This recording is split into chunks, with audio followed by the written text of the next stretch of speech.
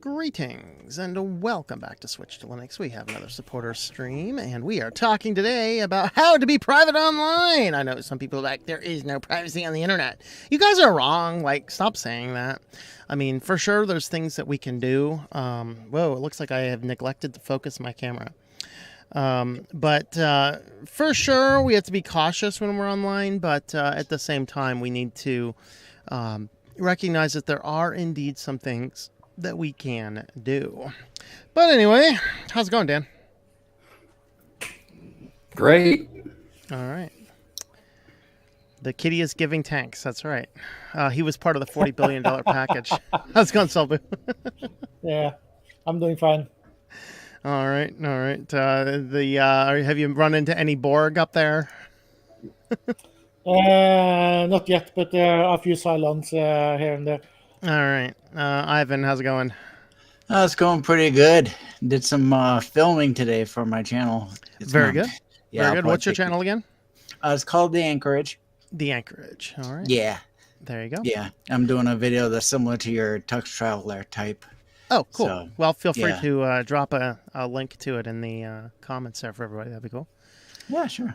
World of Unix or random FBI agent. I'm not sure if you're here with us or not, but greetings. Your mic is still muted, but chime in anytime you need to. Anyway, oh yeah, I've been doing backups all day. It's literally taken all day. I'm almost done. I'll finish it up this weekend. But it's just like, okay, I've given up my entire day. Like this whole week, it's already been shot. I've got nothing done for my clients all week. A few little odds and ends, a few little quotes here and there. But it's like, the one day was I forget what it was like Monday. Or I think Monday I did get a lot of work done. Then Tuesday, I think was taking up in errands, and then Wednesday was like. It was spent 3 hours messing around with Verizon. This is exactly, guys, why I use Mint Mobile.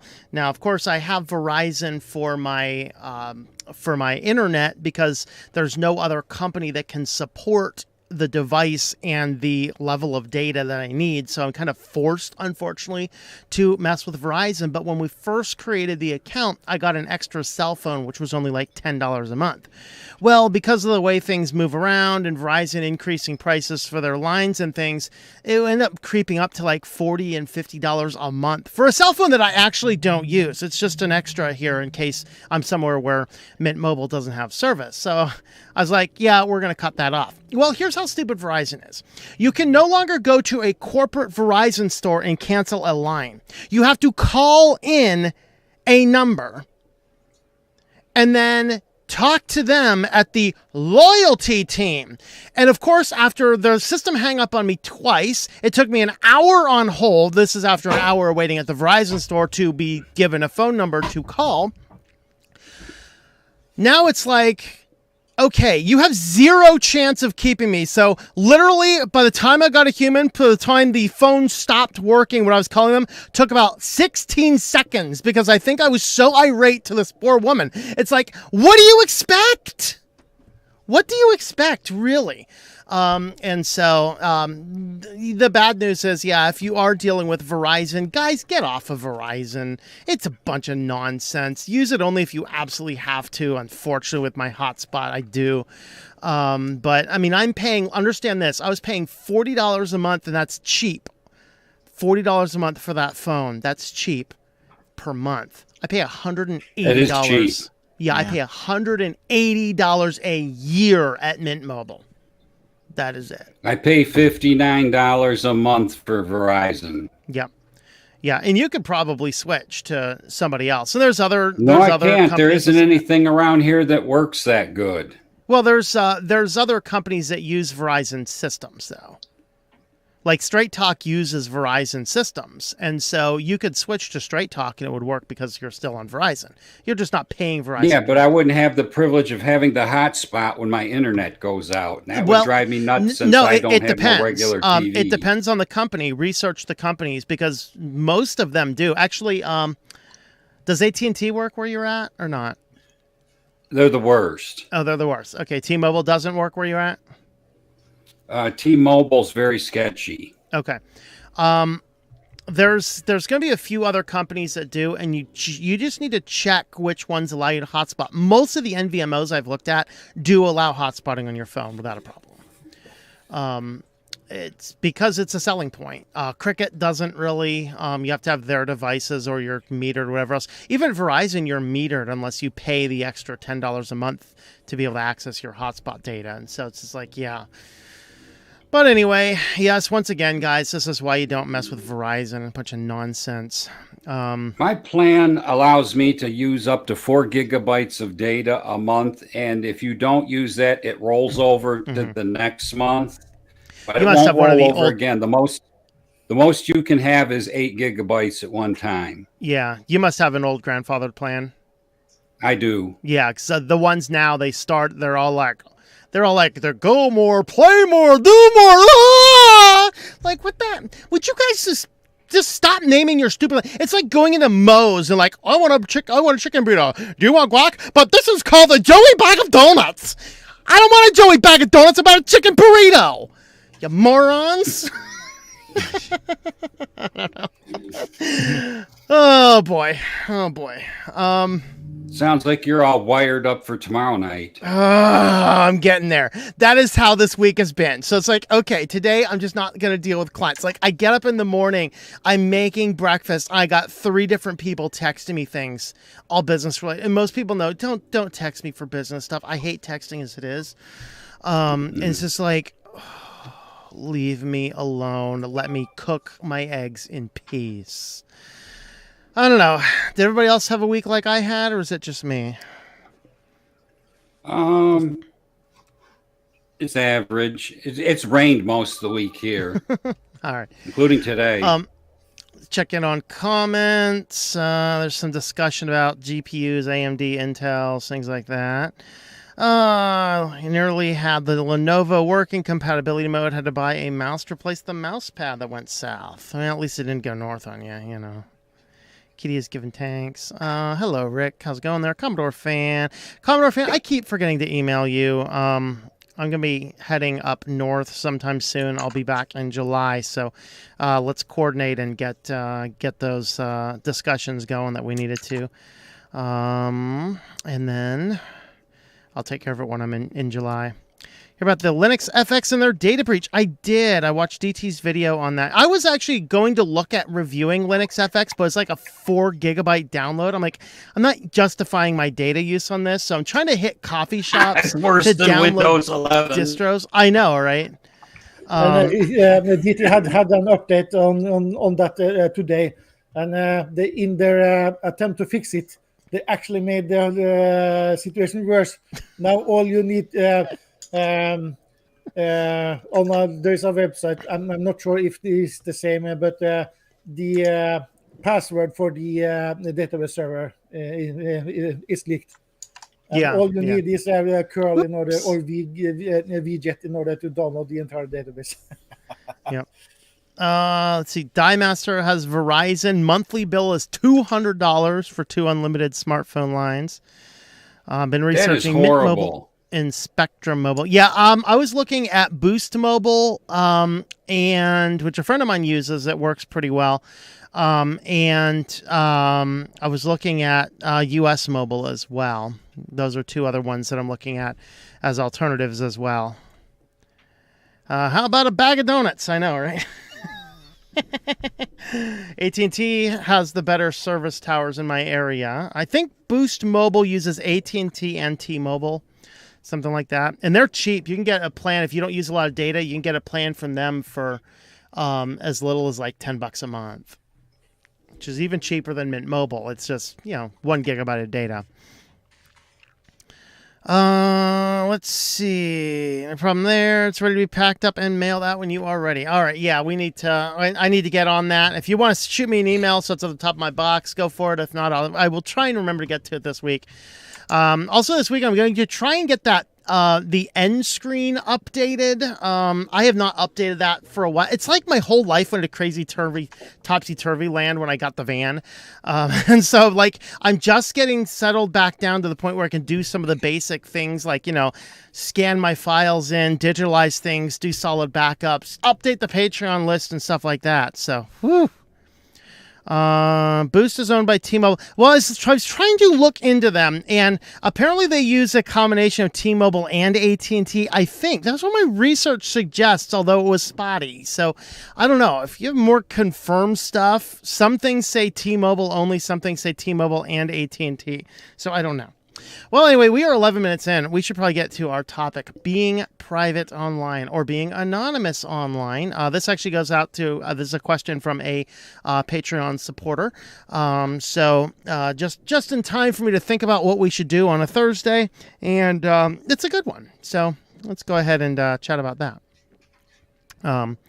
So let's go ahead and chat about these things. Anybody have some initial tips for us about being private online before we hone it down a little bit? Some things I notice is one thing I got away from probably about in 2017 is using my real name on the internet. That's yes, a fun one. I actually got to the point where I didn't want, I couldn't come up with a name that I really, wanted to use for internet social interactions. So I actually got an old-fashioned phone book and just picked one. Mm-hmm. And I've been using that as an alias, on the internet, so I can be a different person on the internet. Yep. And then my real life stuff is completely separated. Not only that, I got off the Google kick pretty much. I just have junk stuff going to my Google email, and I got personal email accounts through a private server with my own domain name. Mm-hmm. So I can create a junk mail for Dan Kelly, and I can use the whole Dan Kelly theme pretty far out and wide. Yeah. That brings me to the first thing that was on my notes, using your real name on the internet. Most of us here, I think, are old enough to remember those days when you got on the internet and it's like the biggest warning is don't ever put your real name on the internet. You guys remember that?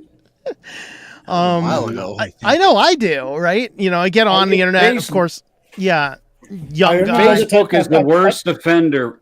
Facebook is the worst offender for people to do this because they want their friends and family to know they're there on Facebook with their real name. Yeah, I think that's the problem. That should be a no-no for most people. Yeah. Salbu, you were saying? I remember the time before the warnings of using your real name on the internet back in 98. No one thought about not using your real name on the internet. Yeah. You couldn't even have enough characters to do that half the time, Yeah, so I remember when I signed up for when I was starting to use chat services, particular IRC, and one of the questions that comes up is what nickname do you want to use? Mm-hmm. And I couldn't think of a nickname, so I just chose my last name, and that's what I've been using, and I use it still. Yeah. I actually picked one way back from high school, and I still use it broadly across the internet, which is kind of fun because it's so unique that most people don't, but it's easy for me to remember as well. Was Facebook not the first company that really pushed the you have to use your real name thing? Yeah. I think they were the first. And they still do. Yeah. Yep. Ivan, thoughts on using your real name on the internet? Yeah. For an example of, I wouldn't recommend it at all, except where you actually need to, whether it be like, for stores, online purchasing, stuff like that. Mm-hmm. But when you're just like socially just out in the world of the webs, I would say no, because for an example, a relative, when they were way back in elementary school, we're talking years ago, mm-hmm. they were told, okay, we want you to Google, a relative's name and see what comes up. Well, they did that and nothing came up. And the teacher said, well, that's not right. And the person talked to me and told me about it. And I'm like, actually, that is right. Because you can't find me out there. You couldn't for years. You still can't. Yeah. Yeah, so some people make it more difficult. Somebody asked, didn't MySpace push the real names? I don't know. I never got into MySpace. Anybody know if MySpace pushed real names? I don't think so. They may have, but I don't remember it. That was so long ago. I don't either. I remember reading on a post somewhere in a forum. There was this guy. They had some discussion about features that was missing on MySpace, and one commenter said that he registered on MySpace only solely because he wanted to see the message, "You have no friends." Yeah, there you go. What is really creepy about Facebook, when I was on Facebook before I ditched it, I had people from my childhood trying to contact me. Are you so-and-so from so-and-so? And I'm like, yeah, well, what do you want? Well, that was a good motivation for me to get off of Facebook, because if you've read my autobiographical story that I released last year, I had a background that some of those people, I just don't want to know where they are, and I don't want them to reach out to me.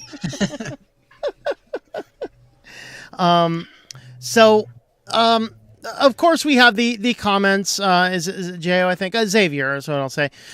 Here goes the bomb. Of course, it's not possibly private online. Yes, it is.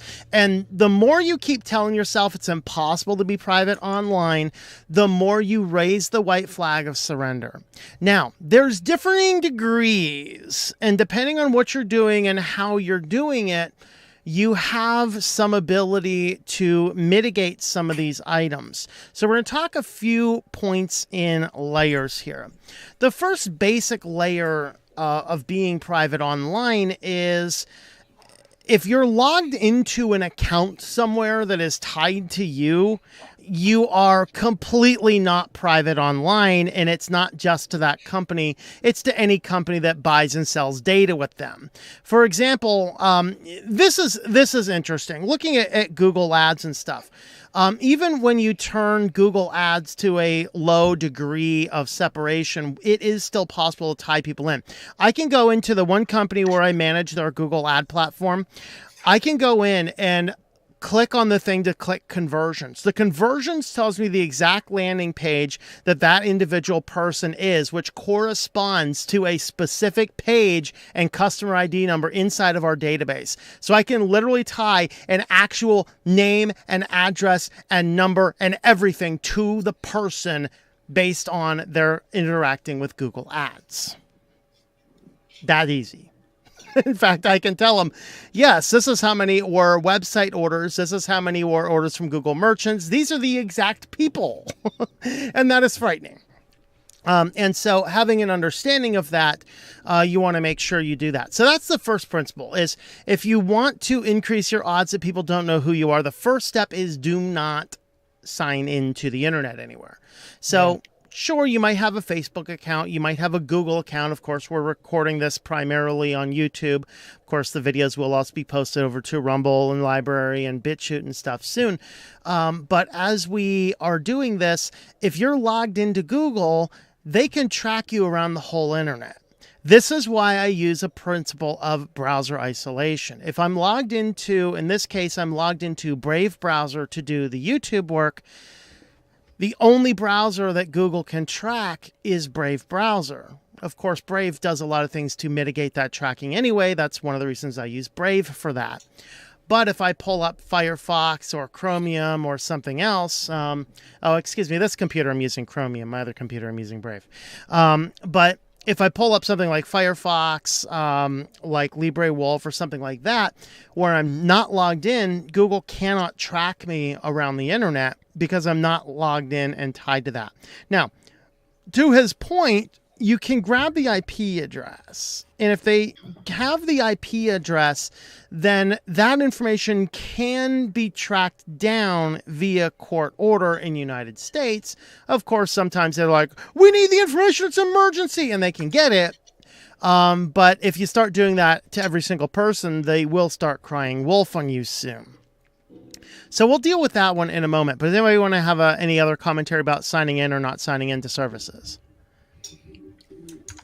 I often sign into. I have a few services that I'm always signed into. One of which is Facebook, and another is GitHub. But short from a few services that I interact with, I don't sign up for anything anywhere. And if they really want me to sign up for anything, then I open a new email address on my domain, register, and if I start getting email to that address, then I know who leaked it. But what I do in order to stay private or anonymous is I have a few plugins in my Firefox that helps me from staying anonymous. One of which is NoScript. I have for 20 years browsed the internet without having JavaScript enabled unless I have to. So there is a few sites that requires JavaScript in order to function. So I enable it for those sites. And NoScript allows you to allow the main site, and all the other 20 third-party sites that also want to. No, they are not allowed by default in my configuration. If I'm not mistaken, is that the site that? No, it was HTTPS everywhere. I think is closed out, right? Yeah. Because that's been integrated into most browsers. So avoiding they closed down because most sites started implementing HTTPS and redirecting. So there was no need for it. Yeah, I absolutely turn that off because as a web developer, it's extraordinarily frustrating when I'm trying to work on a development server that we don't have HTTPS because you can't run a signed certificate sanely on that. It's just like, dude, you're driving me crazy. Stop redirecting things around, that's the thing. And so, anyone else on sign-ins and not sign-ins, things like that? All right, let's move to the next thing. The next point here is because the IP address is that one thing that can be used. First and foremost, most sites capture your IP address by JavaScript. So doing away with JavaScript collection solves that problem for most people. But there's other things you can do. VPNs will mask your IP address. Now, one of the challenges is that now you're placing your trust in the VPN company. And that VPN company, they could, if they're not keeping any logs or not tracking any data, that's good, but you have to have that level of trust. But of course, the one master way to get around that is by using Tor.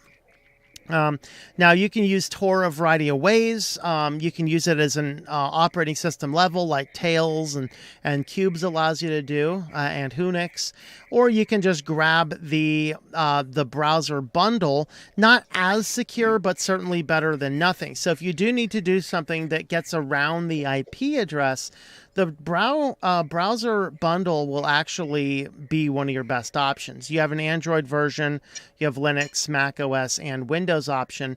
It basically is based on Firefox, and it's going to be security and privacy hardened, and it's going to route you through the Onion router, which I know some people are running around going, "Oh, the NSA can crack it."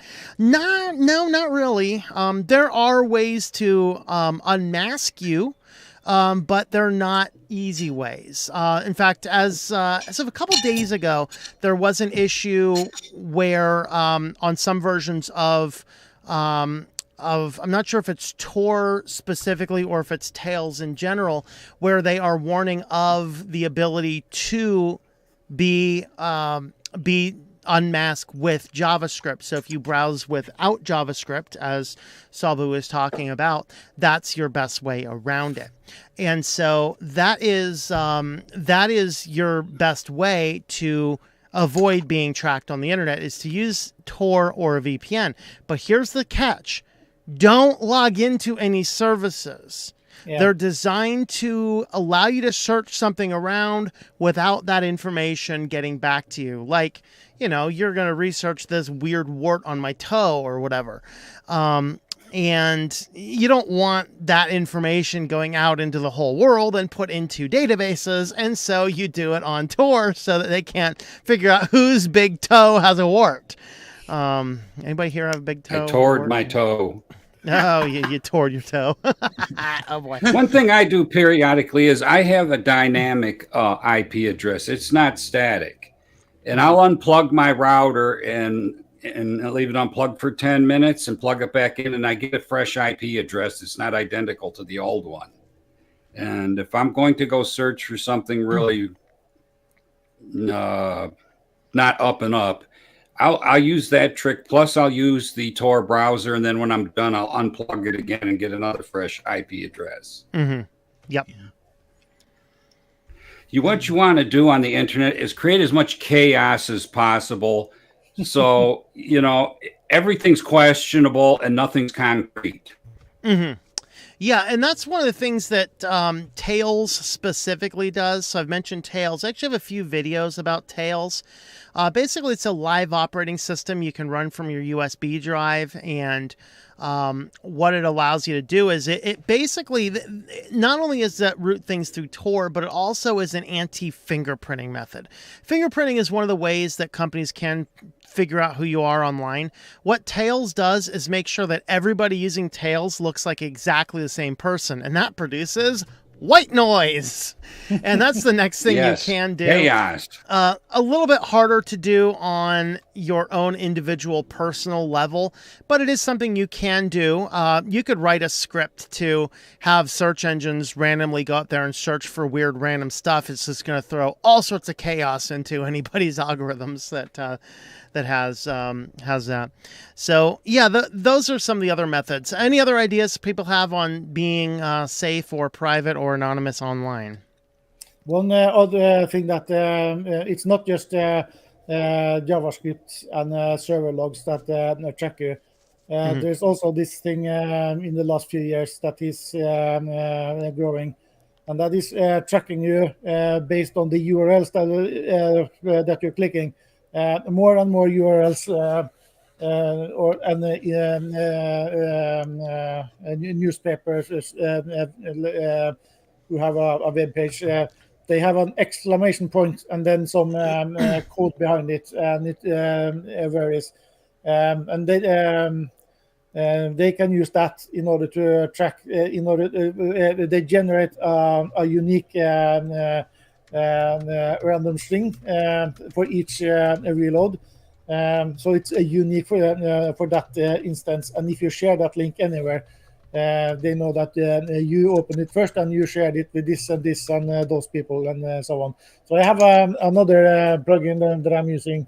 It's called neat URL, which removes all those tracking parts of the URL, and it sometimes a URL that in a text document can have 3 lines long in text wrapping. Certainly it's half a line with the actual URL. So yeah, that's something that you find in a lot of things. Affiliate links generally rely on those as well, stuff like that. And so yeah, you can get around those. See, that was neat URL. Is that one you said? Yeah. What other browser plugins? Because browser plugins are another way to prevent some of this tracking online. There are a number of ones that I know about, but anybody else want to talk about any other ones? I've been using uBlock Origin and Privacy Badger for the longest time. I don't really know how good they are, but I've heard nothing but really good things about them. Mm-hmm. Yeah, they're both good, and you can set them to turn on or turn off at certain sites and things like that. So that is a good thing to do. uBlock mostly blocks your ad tracking type things. Privacy Badger generally blocks your tracking cookies and stuff like that. If you, in addition to that, have an ad blocker, then all the ad tracking is also removed often. Correct. I don't get very many ads that come through that are targeted directly to me. Yeah. Ivan, do you have any other add-ons to talk about? Well, I happen to use uBlock Origin as well and Privacy Badger. All right. For a while, I was using the DuckDuckGo Essentials, Web Essentials, I think they called it. I used that for a while, but then it was starting to have conflicts with some of the web pages where the web pages wouldn't work.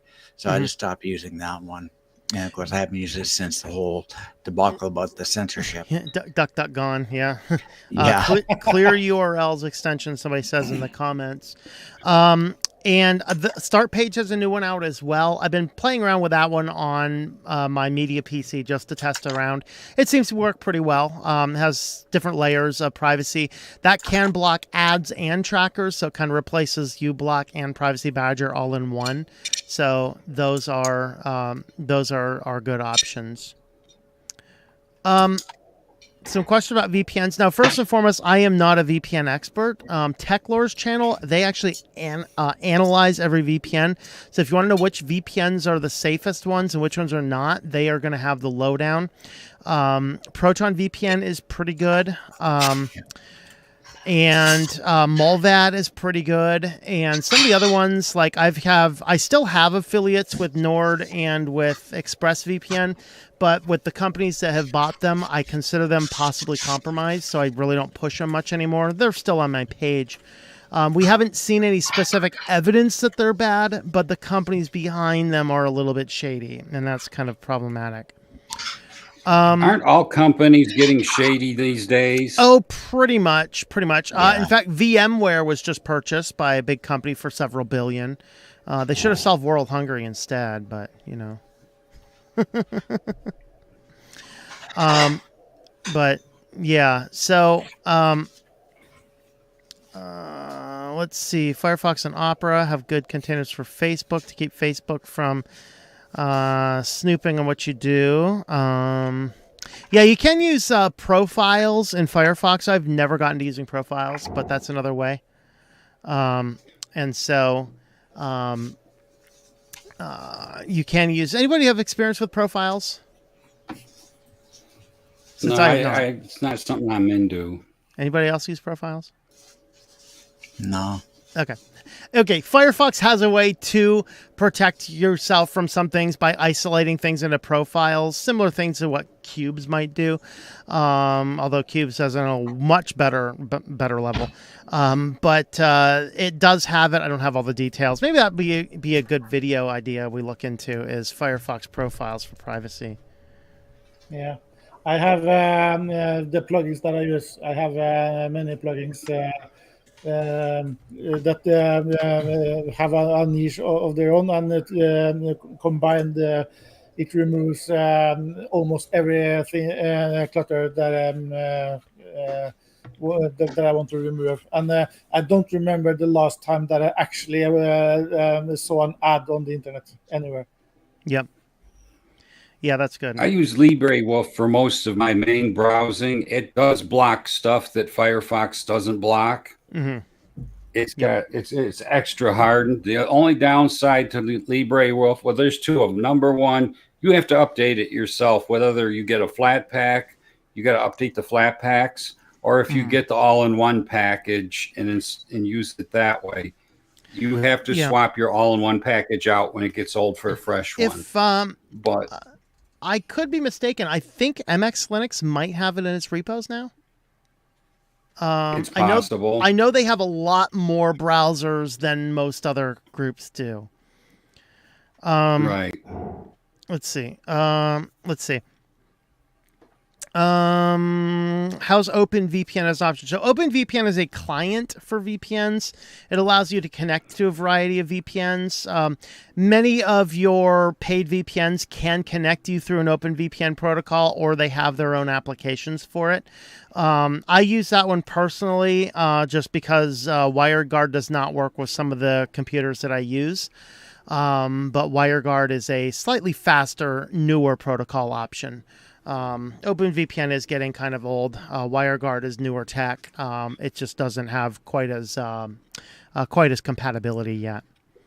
Also, OpenVPN can be used to set up a VPN server if you have your own server. Correct. But it's hard to configure manually. So the last two VPNs I tried were extremely slow to the point to where they weren't hardly worth anything to use. Mm-hmm. Yeah, I use I have my own VPN that I built on Linode, which works pretty well. Now that does not generally protect my privacy because I'm the only person using it, but it does give me a secure connection if I'm working at a coffee shop. That's why I use it. Although, that's you know, probably you'd the have to go. biggest reason. Yeah, you'd have to go digging through Linode to figure out who I am, though, I guess. But yeah. But again, the things about VPNs, as you mentioned earlier, is that it boils down to you have to trust someone. And if you don't trust any VPN provider, then you either have to set up your own server or have someone else who already have something running. Get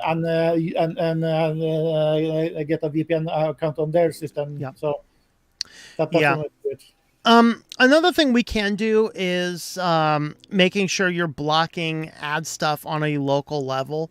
So on my network here, every computer and device connected to my network is going to be affected by my global block list, which blocks crypto miners, session replay, ads, adult content, things like that. Pretty much everything that's bad and nasty on the internet, I try and stay on top of it and block it as much as possible.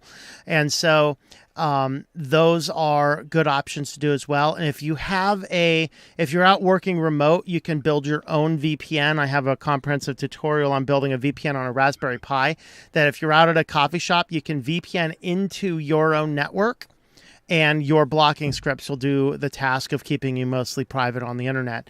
And then you basically all look like you're from a single place. And it is possible, by the way, to spoof your IP address on a network level. So there's always stuff like that.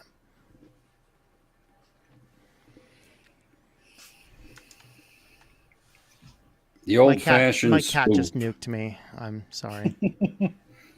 Excuse me. I've been nuked by a bioterrorist. Oh no! All right. Anybody else have some extra tips for us on being private online? Don't like click I said, on everything. Don't click on every link that comes in email or on text message or in a messaging app. Especially if it says that we have reports that, or if it's from your bank, because sometimes an email actually is from your bank, but you should still don't click the link, and because some links they don't do anything to your computer and they don't steal anything from you. They just want to figure out whether or not you read their email that they are sending out, and open the web page of the entity that sent you the email, then they can't figure out if you actually got the mail. So there's a lot of things to keep in mind, but start in the little things. Use a secure browser. Have some plugins that protect your privacy, like the privacy badger and the other things, and know what you're doing, and don't go too fast, because then you might lose control over what you're doing, and some people they give up when they lose control. Yeah, with the emails, if you don't know who it's from, don't even mess with it. Right. You know, you can get some really bad stuff by clicking on emails that are, you know, these kind of emails normally come from places like a Google email server or a Yahoo email server. Yeah. If you have your private one, I noticed you don't get that much of that crap that comes through. But with the general public emails that are free, you get all kinds of mishmash that comes through. And if you don't know what it is, leave it alone. And if you are using an email client like I do, and some of us do, configure the email client to not fetch online content. So if they have some tracking scripts built into the email, it won't work. Right. Yeah. and like a couple of domains are like Yahoo and even bigger one, Hotmail. You get emails from those two in particular. It's really so much on Hotmail. I'm like, it's like immediately suspicious. But Yahoo would be like, that's a close second. I get a large chunk of this spam and phishing emails I get actually come from Gmail domains. Yeah. Yeah, that's another one. Yeah. You'd figure that Gmail would do a better job, but they don't. Yeah, but the problem, they tried to solve the problem by implementing SPF and then keys for email and so on. And all that happened was that spammers and malicious actors adapted and implemented SPF, and so they pass the new checks. So or they started using Gmail and Hotmail and so on, which already have this implemented, so it doesn't work anyway. Yep. Yeah, like I haven't got anything from Hotmail in a long time. Yeah, I still get from time to time, and I have a couple of friends that still uses Hotmail.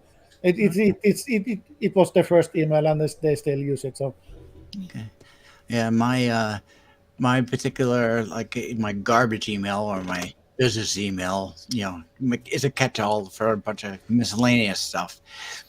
It's like I know somebody that has a live.com, and this outfit is in Iceland. It's Vivaldi, and and someone sent me an email through from that address or from that domain, and they snagged it and they blocked it, saying it's on our list, so we blocked it. So have them send it from another address. And I'm just like, no, I'll just, anything I have to send to them, I'll send it through another that I have, because they're actually relatives. Yeah. Where can you check if your identity is compromised? I think there might be a few sites out there. The only one that comes to mind is if your email has been involved in a cyber breach, you can go to Have I Been Pwned. That's one place. Yeah. Anthony uses Hotmail account for Minecraft. Yeah, I have some throwaway Hotmail accounts from back in the day, well before Microsoft owned it. All right. I think what we're going to do here is I've been browsing through the comments as we go through, so we'll go ahead and wrap this one up here. And anybody want to give your final tech tips on being private online? There's a comment there from Todd that is worth mentioning. If you want to really separate, like if you have a banking, having a separate browser might not be protection enough. So then you need to use either have another computer that you do it on, or like he commented in his case about downloads, but having a virtual machine and have one machine for a virtual machine for banking and one machine for so on. So depending on what you want to protect. Yeah. I use I use a separate operating system on the same computer, but a separate operating system for banking stuff. So everything related to banking only gets done on that computer and nowhere else. That way things stay mostly safe. What really ticks me off is my bank is continuously sending me stuff for reward points and identity theft sign up and all kinds of junk. And I wish they would really stop doing that. It's not really secure. And I don't respond to any of that stuff. Mm-hmm. I've asked them to stop it and they won't stop it. Yeah. That's I went in to pay a card at the bank and the upfront, and it's like I go in there and they're like, "Do you know about our rewards points?" I said, "I don't really care about your rewards points." Well, actually, with my Discover card, I really do care about them, and I know about them, and they're one of the people that send me the least amount of junk. But Mm-hmm. like after a while, if I like bought $30 worth of junk last month, I can go on their website to make a payment, and I can use those points to put into the payment. And sometimes it's the whole thing. Well, I mean, if they're cash back, that's different. But they're like airline miles and watches, and I don't know what in the crap they're trying to give us. Discover I got is cash back. Yeah, that Discover's usually cash back. But so I like use that to buy gasoline because gasoline's really expensive now, and my truck takes like $100 to fill it up. Oh, yeah. boy. Well, let's get a discount on that. I want 20 back cash back. Let's use the Discover card. Yeah, there you go. Yeah. Yeah. Well, in my country, it's easy to or easier to figure out if my identity has been spoofed, because if someone wants to buy something, or they have or they try to take a loan in my name, they have to do a credit check. And every time someone does a credit check, the company that does the credit check has to send me a paper envelope stating that so-and-so did a credit check. So that's how, if you start to get credit checks and you didn't go anywhere, that's a red flag that something might be happening. yeah. They used to do that here, but I haven't seen it happen in at least a decade. Mm-hmm. Yeah, in Norway, it's mandated by law. They have to do it. Here, in the United States, only like it was like 1 in 5 or 1 in 10 applications actually do credit checks. So even freezing your credit account doesn't always work. Yeah, it doesn't always work here either, because there is at least 4 credit checking companies that you have to contact in order to block your credit checking. That will result in if you have to buy something that requires a credit check, then it will fail and you won't get that item. But so you have to hunt down at least 4 separate companies. But it's a way that some people are going. Yeah. Ivan, final thoughts on your end? I would definitely work with or get an account of sorts, get a relationship, business relationship with a reputable VPN, not the straight free ones, because I know of one that worked down in Panama, but it's like you get that VPN service because they take your connection information and they sell it, but get a reputable VPN, whether it be like Proton or the others that Tom mentions, and in that it's like because I believe that it of course it sends your IP someplace else, and you have to put your trust in that company, but at the same time nobody else will get your IP where you are specifically. Is scrambled it out there, so getting that. So I happen to be connected right now. This is actually through the VPN, which is cool enough. Free is not free. No, people think because correct. it doesn't take currency doesn't mean it won't cost you your soul. Bingo. Yeah, that is the case. Yeah, but there are also some exceptions that makes it harder for people to because there is the saying that there's no such thing as free lunch. If you're not paying for it, then you are the product. And then someone commented once, then what happens if you install Debian? So. Yeah, there you go. I mean, my thing is, don't log in unless you have to. Log in through separate browsers, separate computers, separate instances. Use Tails, Tor, Unix, Cubes, where you can. These are things that help you go a long way towards being private online. So yes, it is possible to evade privacy online, but it might require a little bit of little bit of inconvenience from time to time and things like that. So that's kind of what I want to leave it with here. I'm going to be streaming on the Christian channel tonight. We are going to be addressing the fun question in the debate these days: should a Christian defend themselves? So is self-defense biblical or not?